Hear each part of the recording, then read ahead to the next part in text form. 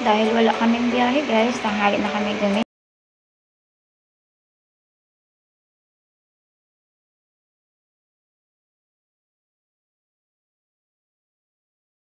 Aming rep, wala nga pala kaming ulam. Nakalimutan ko pala guys, nasa bahay lang pala kami maghapon at hindi lumabas. At ayan, wala kaming nabiling ulam. Ayan, puro tubig nga pala laman. Pwede ba lutuin ang tubig guys? Ayan. Wala na ang laman. At ito nga guys, dali-dali kong chinat yung aking kaibigan na mag-order ako ng ulam. May tindahan kasi yan sila ng ulam. At ito, habang nag-aantay,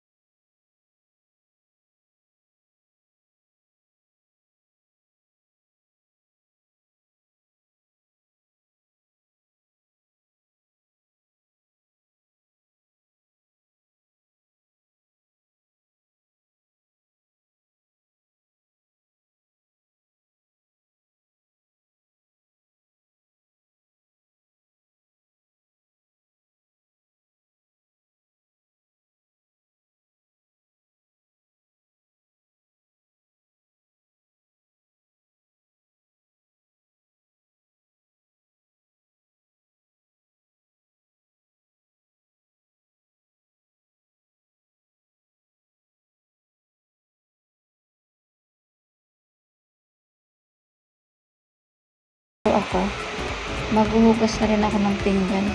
Alam niyo guys, nagtataka na ako dito sa bahay na to. Tulog naman na kaming lahat, pero bakit ang daming hinugasan ko na umagahan? Di kaya may multo dito guys na makain.